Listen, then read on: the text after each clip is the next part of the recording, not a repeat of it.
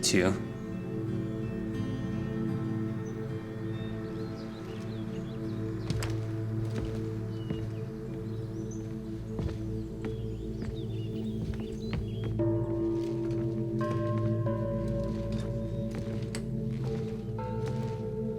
殿下还在昏睡中，尔等若想拜见，在此行礼便是。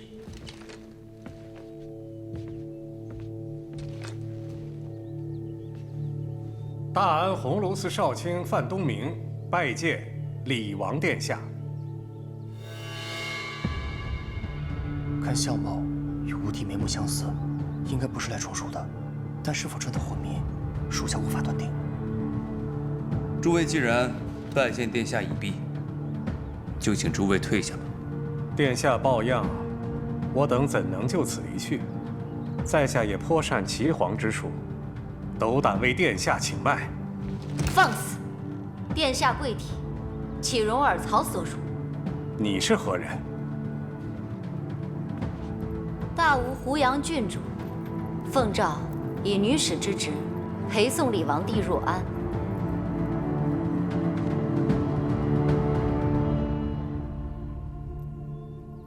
尔等还不参见郡主？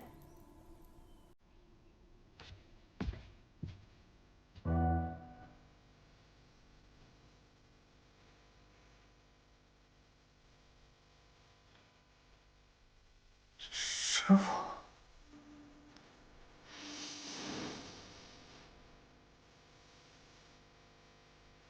师傅，我是旧儿啊，你不认得我了吗？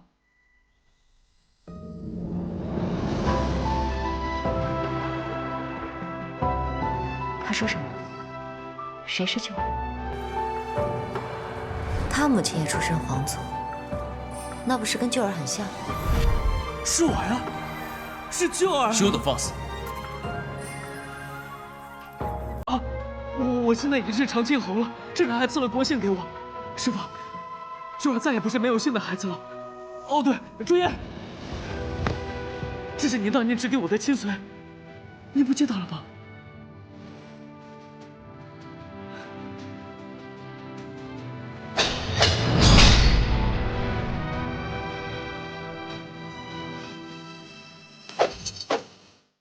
我赢了，是吧？不错，你赏我什么？青云剑送你了。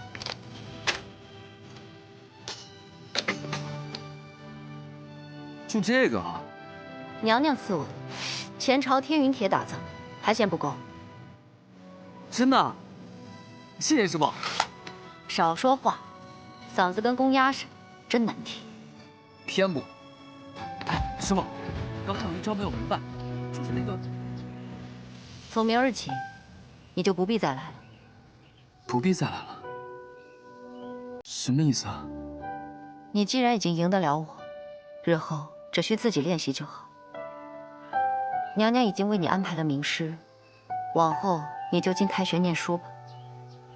公主府那个叫朱茵的随从，琉璃试了她1年，还不错，以后就让她跟着你吧。我不去，我只要跟着师傅您。你武功已有大成，除了习武，我没什么可教你的了。跟着太学的师傅好好念书，学兵法，以后才好为官做宰。我才不要为官做宰！我只想跟着师傅您追查、自杀，我什么都愿意干。胡闹！你是长公主的儿子，娘娘新慈，自会照顾你。日后朝堂之中，少不了你一个位置。我才不要皇后给我的什么位置！我只要你。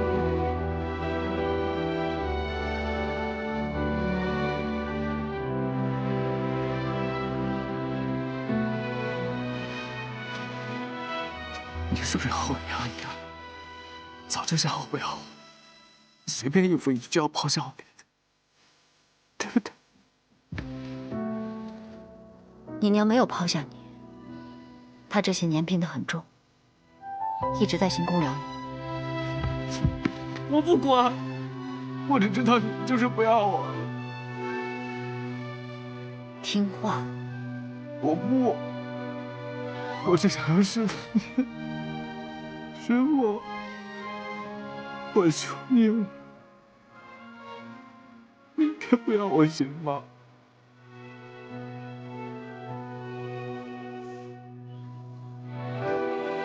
师父没有不要你，而是刚刚领了圣命，要去刺杀楚国凤翔郡的节度使。如果不事先安排好你，我怎么放心走？不能不去吗？我去求圣上，我让他换人去。从出生到现在，你见过他几回？大人，马匹备好了，我该走了。你好好念书，要是不听话，我回来饶不了你。师傅。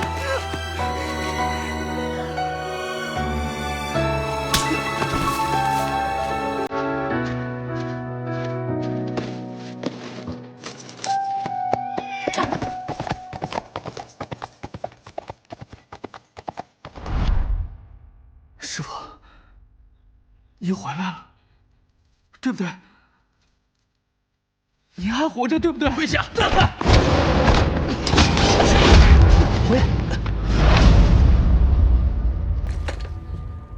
小侯爷，冷静一点，冷静一点。师傅，你真的不认识我了吗？我真的是旧儿呀！你送我的天云铁青云剑，我每天都带着，一天都没有离过手。你看。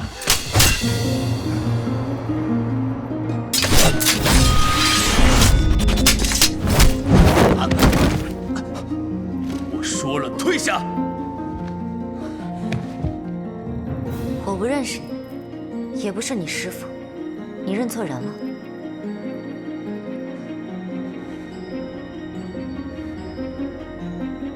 你不是我师父。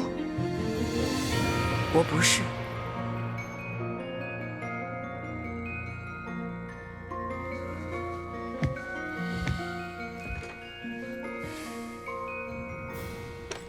对不住，是本侯失态了。看来这河县的风水果然不好，不单害得李王病重，就连本侯也失态了。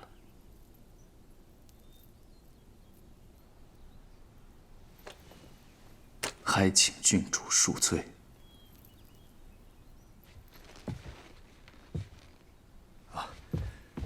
对对，旅途劳累，在所难免。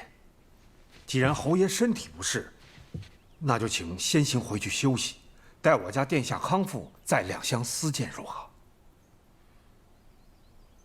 恭敬不如从命。走。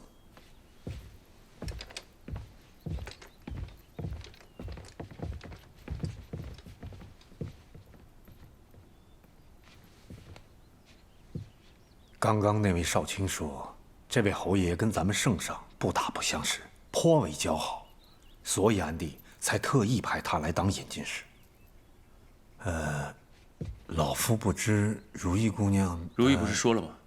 她不认识什么长庆侯。可是长庆侯。杜大人，今天你也累了，回去歇息吧。啊，好。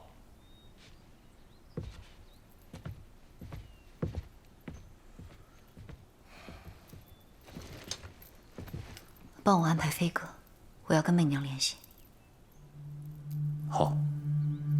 回县衙，胆敢泄露刚才之事者，死！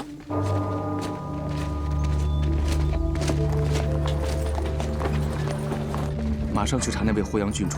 明天早上，我要看到他所有的卷宗。立刻800里飞鸽传书回去，让琉璃马上过来跟我会合。是。侯爷，您还在怀疑那位？你也见过我师父，你觉得我会认错吗？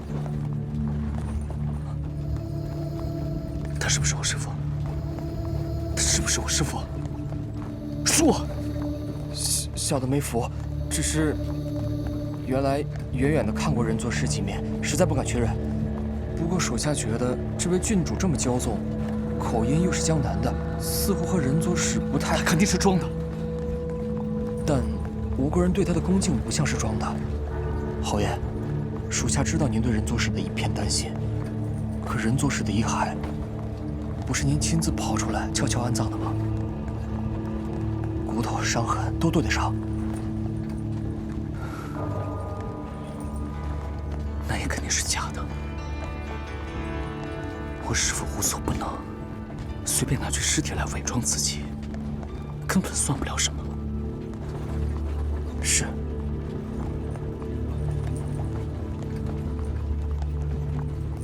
我师父肯定是又在执行什么隐秘的任务，所以才会伪装身份。对，一定是这样。坏了，我刚当着那么多人的面交破他，难怪他那么生气。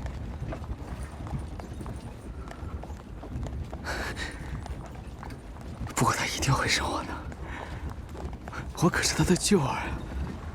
对，一定会的。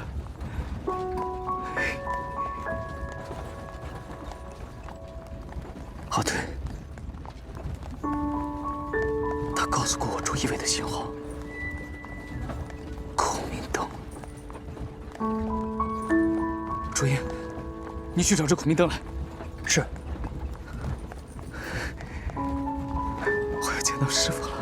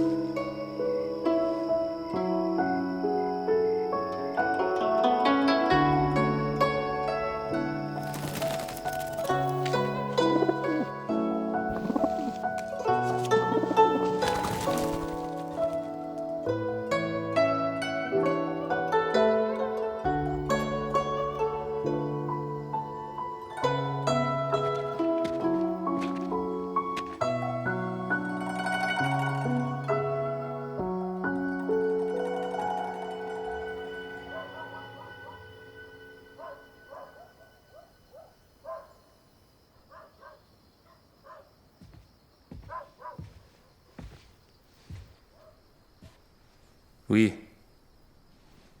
进。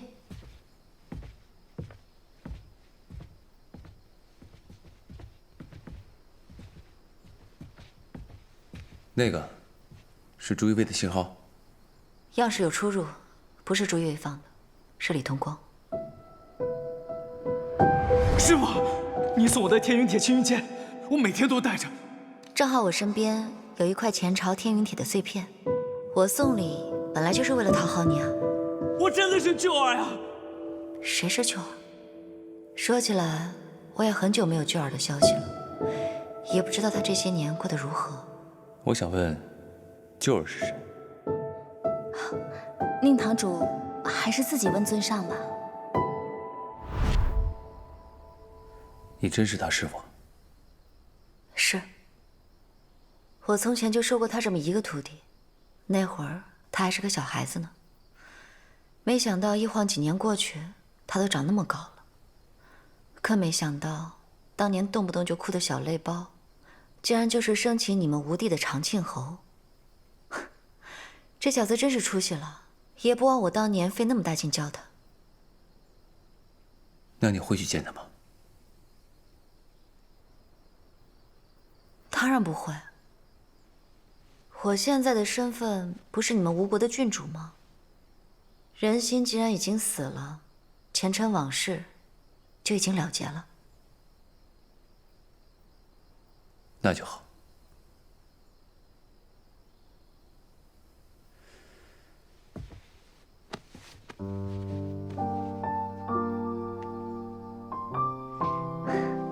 你怎么了？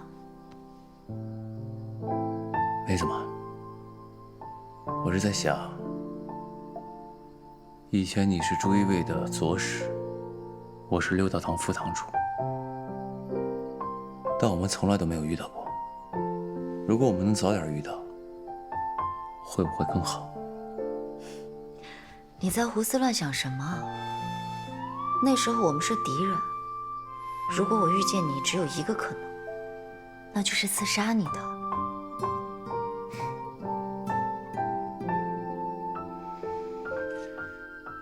如意啊，你能不能答应我一件事？你要先说，我才能答应。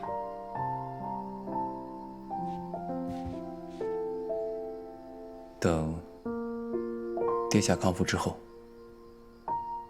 你就抓紧离开使团。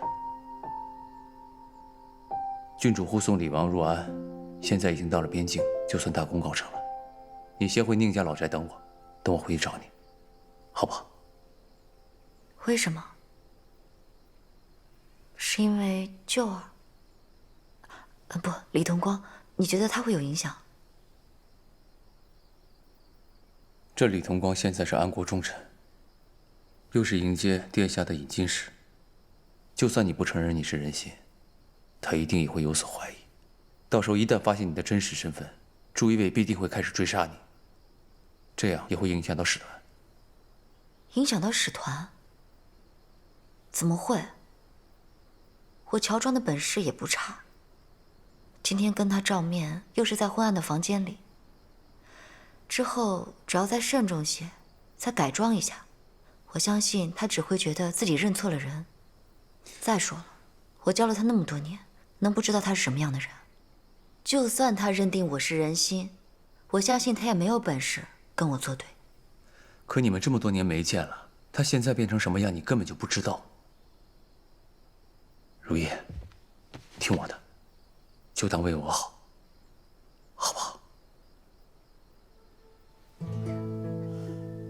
聂远舟，你今天怎么了？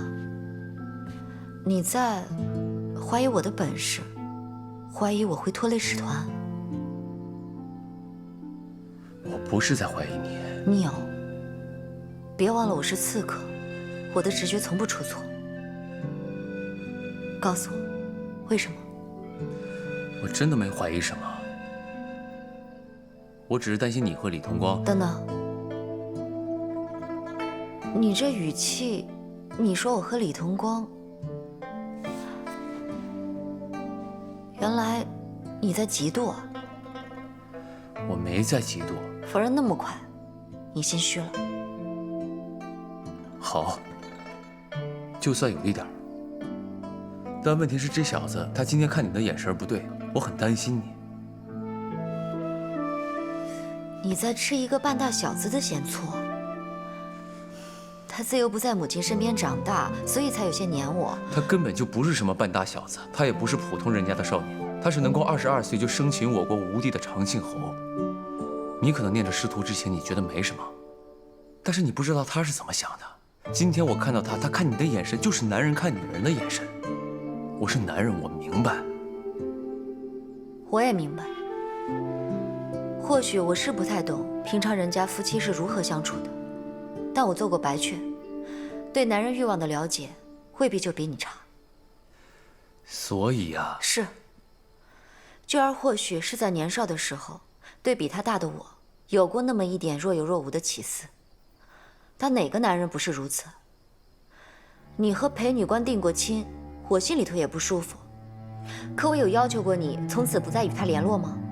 若是哪一日在安都，你遇到和你曾经把酒言欢的歌姬，我是不是也可以用我担心、我希望为理由，让你离开使团，立刻返回吴国？这几件事怎么能混为一谈呢？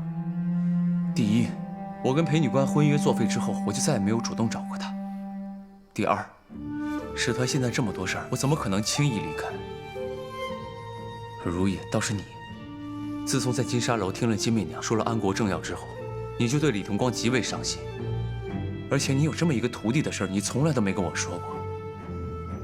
刚才，你一口一个舅儿，一口一个舅儿的叫他，你让我怎么放心？宁晚舟，我到现在才知道，原来你对我的信任就只有这么一点。我不是不信任你，我问你，你让我离开使团，究竟是为了保证任务不出岔子，还是因为你在吃飞醋？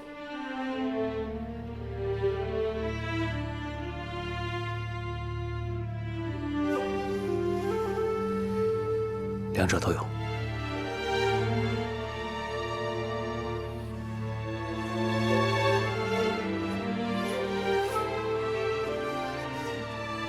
哎呀，老宁，快点啊！窦大人和老钱都在西厢房。吵架了？美人儿，不要生气，生气就不美了。让你的温暖13开导你。不用了。什么都可以跟我说，我跟漂亮的女人都喜欢踩人脚趾头，淘气。怎么回事啊？啊？怎么回事啊？跟你没关系。腿长了不起啊！哎呦，我招谁惹谁了？哎，你们听说了吗？今天如意姐，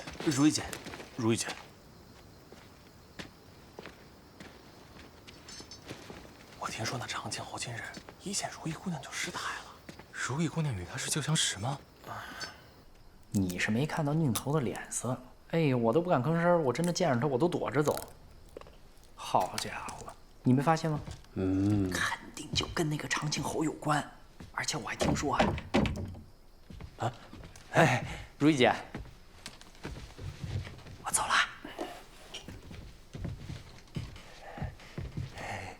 醒了，吃了，好了。醒了，吃了，好了。之前帮念头找盗匪和黄金的时候，就已经好了。我属猫的嘛，有9条命。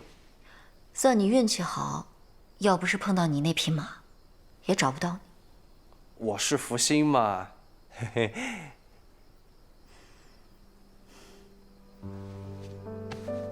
如意姐，怎么心情不大好啊？这么明显？是因为李同光吗？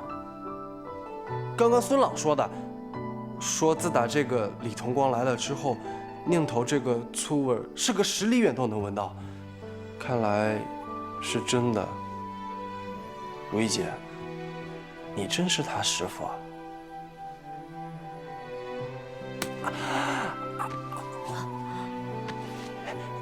没事吧？没事，你要不想说，我就不问了。事无不可对人言，你既然开口问了，我原原本本的告诉你就是。不像有些人，明明什么都不知道，却那么自以为是。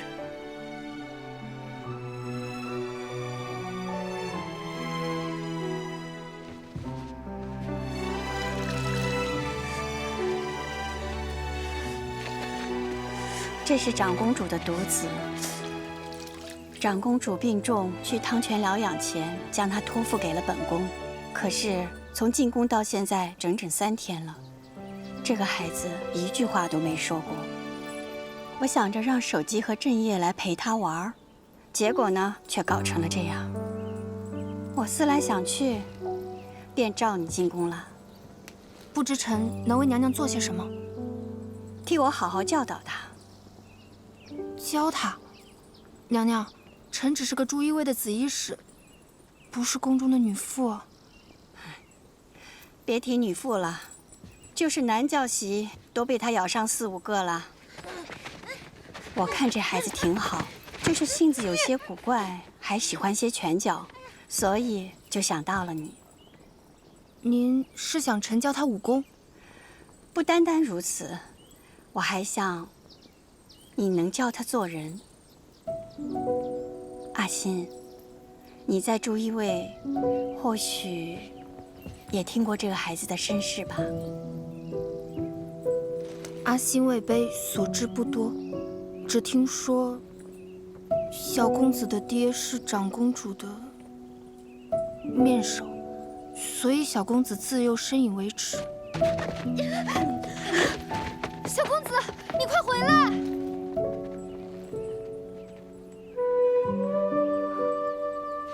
很多时候，事实是事实，但却不是人们以为的那种事实。长公主当年远嫁肃国为太子妃，后来两国交恶，肃国的太子欲杀她泄愤。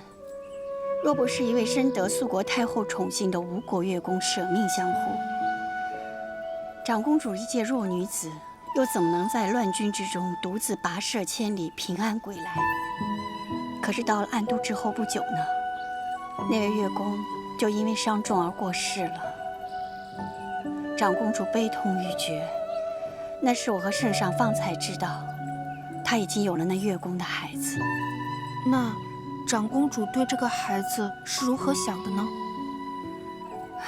长公主对这个孩子也是同样的复杂，她既不敢近，也不愿远，所以这个孩子才会成了现在这个样子。阿欣，这个孩子倔强，和你很像，所以我希望他长大以后也能像你一样，如竹不折，如剑不阿。不敢当娘娘谬赞。不管这孩子的父亲是谁，他都是圣上的外甥，本宫的亲人。阿欣，替我教好他。臣遵旨。不知小公子怎么称呼？旧儿。大名呢？长公主一直不肯说出那位乐公的名字，所以她至今没有姓。就连旧儿这个小名，都是来自于那位乐公生前曾经弹过的那张灵鹫琴。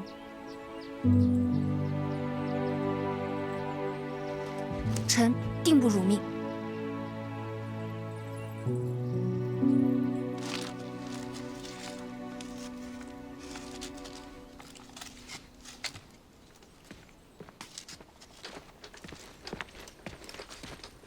你是谁？原来你会说话。滚！不然我杀了你！就凭这个？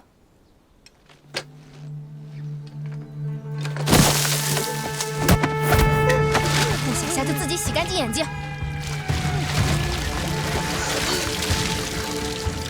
毫无还手之力的滋味，是不是很难受？你到底是谁？你的师傅。我不需要什么师傅。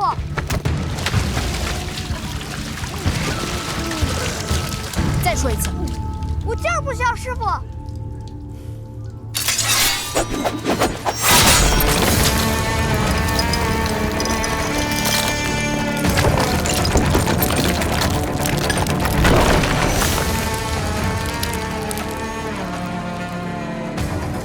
拒绝我，你就是那台桌子。跟着我，你就能变成这把剑。你到底是谁？朱一卫紫衣使，人心。哼！哼！哼！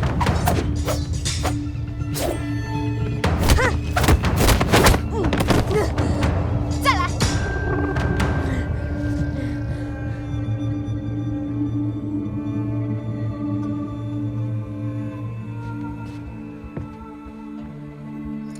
大人，小公子逃跑了。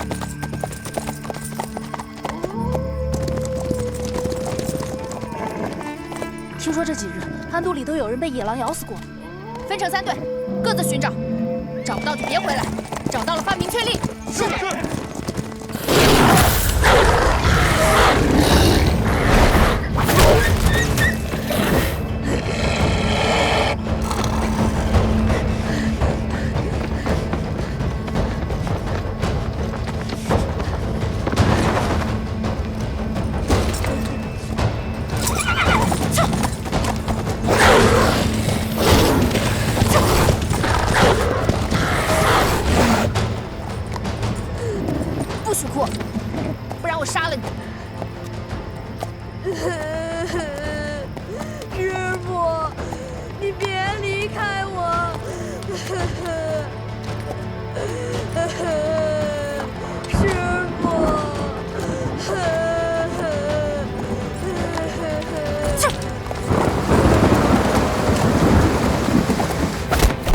用生脸手却练了这么久，练手的儿子果然没用。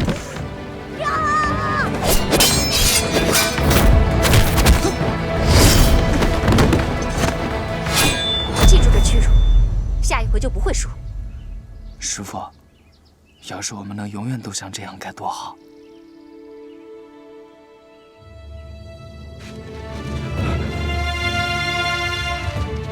长公主殿下病重，现急传凝聚士级。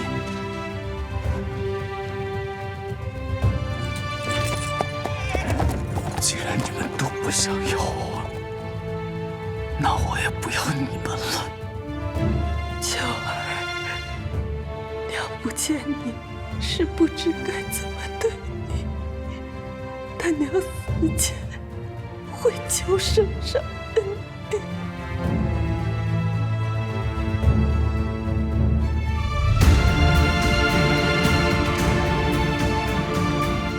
公子，圣上提拔您去夫人其位了。要是不见人座使最后一面，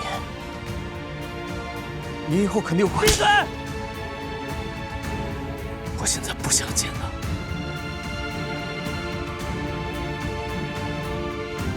小公子也太不懂事了，连个口信都没有给您留就走了，枉费您不顾伤势的赶回来。算了，他是奉圣命，而且他已经长大。讲完了，就是这样。哦，原来你俩已经有6年没见了。哦，我听天道逃回来的蒋琼说，这个李同光武功极高，原来是名师出高徒啊。嘿，哎，如意姐，长庆侯是不是喜欢你啊？哎，不知道，也不关心。这些年对我有意思的男人不知道有多少，有好奇的，有又爱又怕的，也有想借助我手中势力的。我哪有空一个个去理会啊？你们与其在这瞎想我的风流韵事，不如想想怎么应付李同光这个难缠的引进使吧。你们，看来是被宁头气到了。你怎么知道？小时候我爹和娘都这样，每次我娘吵架了，就好几天不理我爹，但每次做错事儿的也都是我爹。我也没想到，对于这件事，他像变了个人似的。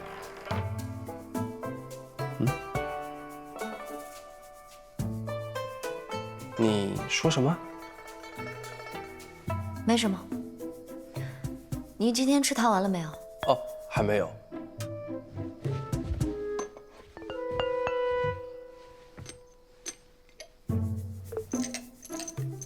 如意姐，你有没有那么一点点喜欢李同光啊？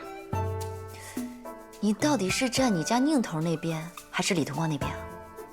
肯定是宁头啊。我不喜欢小屁孩。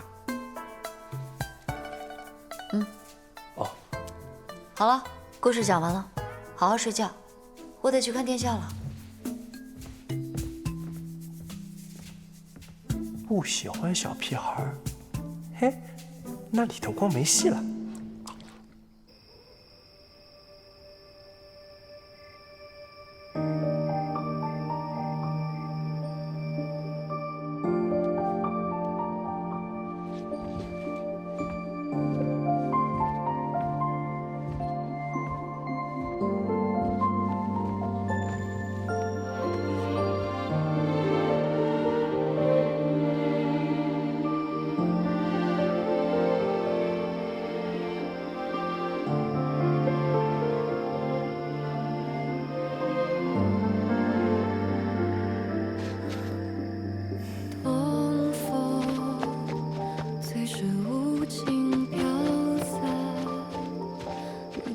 侯爷，师父为什么没来找我？难道他没有看到？为什么？为什么？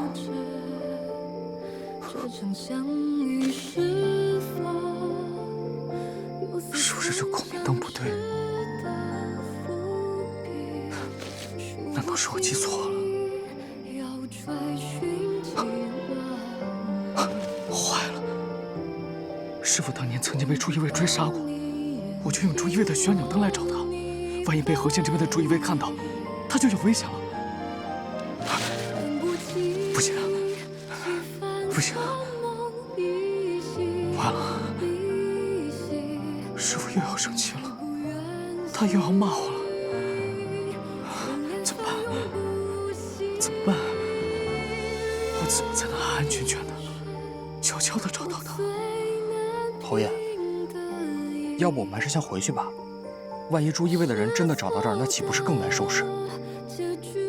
若是回阳郡主真的是人做事的话，那他一定会在合适的时间来找您的。您想想，以前他教您的时候，一直希望您冷静镇定。您已经是侯爷了，难道您还想让他失望吗？你说的对，我应该冷静，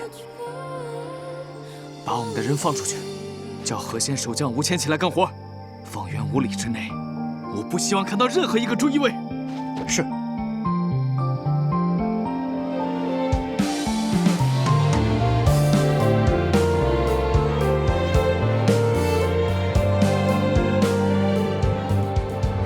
大吴湖阳郡主奉诏以女使之职陪送李王帝入安。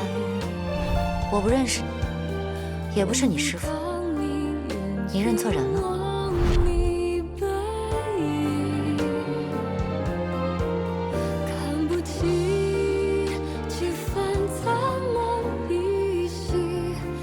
师父，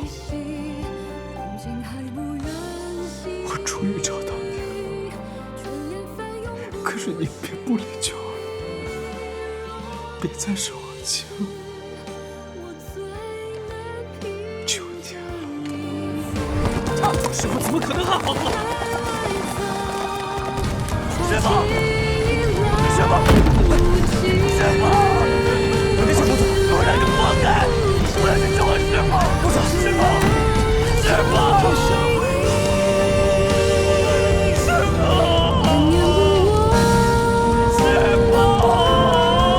师父，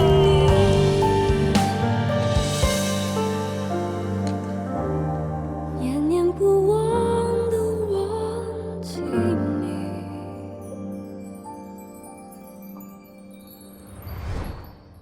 在我心中，公主就是当世第一美人，晨夜日思夜想，能常伴公主左右。我不会是在做梦吧？真的是你吗，青云？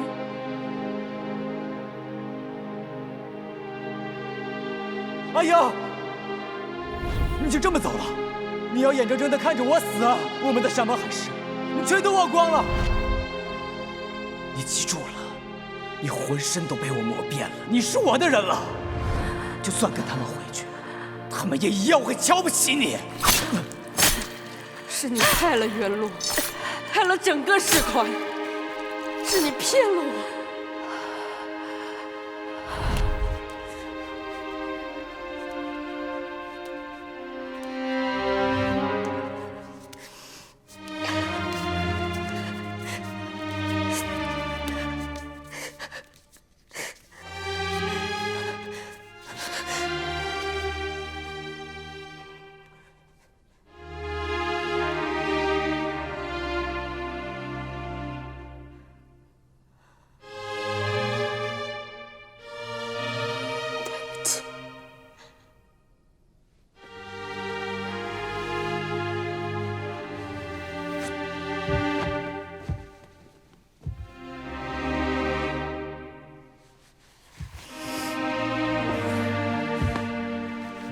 这样是死不了的。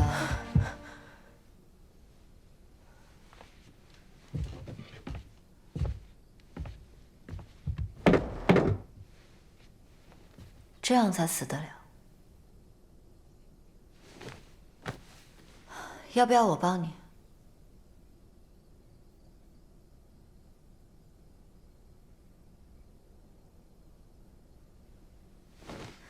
不过，上吊的话，往往需要半炷香的时间才能断气。这中间，你的心肺会像火烧一样痛。你的身体会像一条死鱼一样不断的挣扎，最后呢，还要拖着一条至少半尺长的舌头才能断气。你确定要死得这么难看？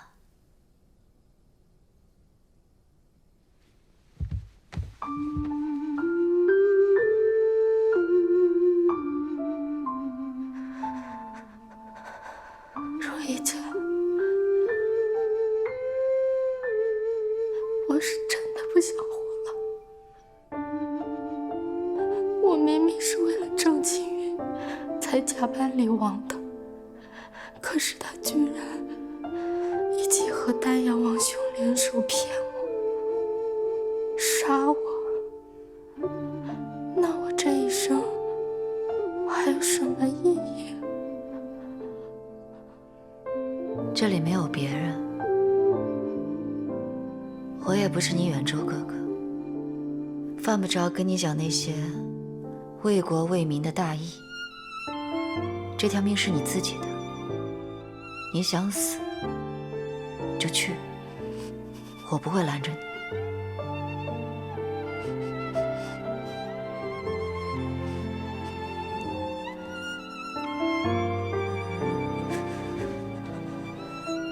不过死之前，你得知道3件事。第一，黄金都找回来了。第二，你的丹阳王兄并没有想杀你，只是想让你去不成安国。第三，安国派了个引荐使来迎接你，就是俘虏了你皇兄的长庆侯李同光。他今天为了要见你，探你的虚实，跟我们折腾了好一阵子。哦，对了，还有，元乐终于醒了，你是不是应该在死之前，先跟他道个歉？毕竟，他是因为你的好情郎，才差点喝了孟婆汤的。